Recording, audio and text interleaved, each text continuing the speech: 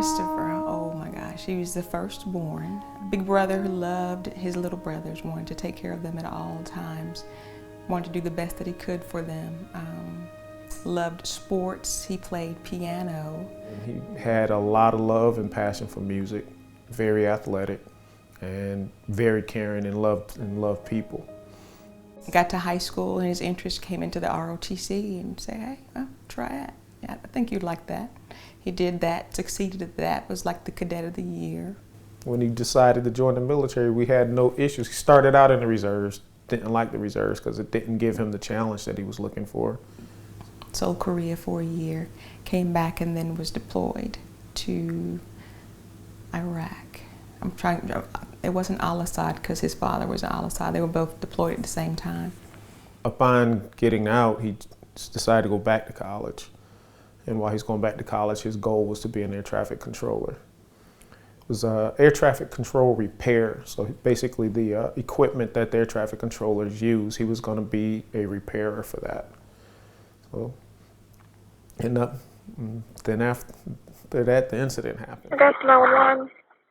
Yes, me and my boyfriend just got into it. He done ran off of the house drunk. Shortly after 1 a.m. on October 23, 2011, a drunken soldier, Christopher Michael Hodges, who was 26, stopped his car along the Bobby Jones Expressway in Augusta, Georgia.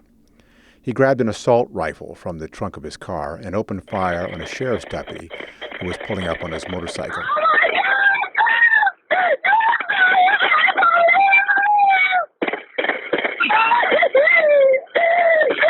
Okay, ma'am.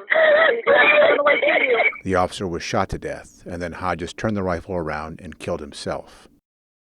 In the weeks before that tragedy, Specialist Hodges had desperately sought help for chronic and severe alcoholism. An Army psychiatrist twice recommended that he be hospitalized for weeks of intensive treatment at nearby Fort Gordon. The Army said no. Young people that come in the military and are traumatized, and the way they cope with that trauma, whether it's their traumatic brain injury or PTSD, the way they cope with it is using various substances. The big one, of course, is alcohol, but we deal in all manner of substances that are readily available to soldiers. As it unfolded for me, it hurt because I saw my son as my son and also as a soldier, knowing the things that were in place, and wish he would have reached out. And that's the hardest part for a lot of us as parents. We watch our kids grow, but they're not coming to us when they really need us. A service member has been smoking marijuana. He is into very serious health consequences with his alcohol use and is willing to do whatever is necessary. Proper orders that would allow him to attend the RTF. You have a soldier that came to you voluntarily, telling you, I need help, and I want help. I want to get my life right. I want to fix this. And then you go to the very ones who you think can help you, and they tell you no. You've helped me all this time, and now, when I need you the most, I'm denied due to the fact that I'm not active duty. He knew he had an issue, didn't want us to know about it, but he did use the programs that's in place to assist him.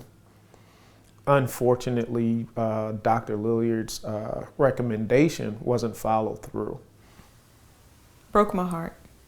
Hopefully down the road, nobody else will have to go through this, and they do make some of those changes that they were recommending. But it's going to have to be a DOD, Department of Defense change, not a Army Fort Gordon change.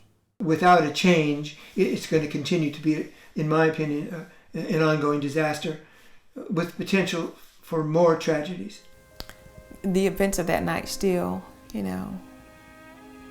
still haunt us because we don't have a full set of answers, as to what happened, but I don't want the last 20 to 30 minutes, of his life be a summary of his life. That was just something that happened tragically to end it, but that's not the way he lived.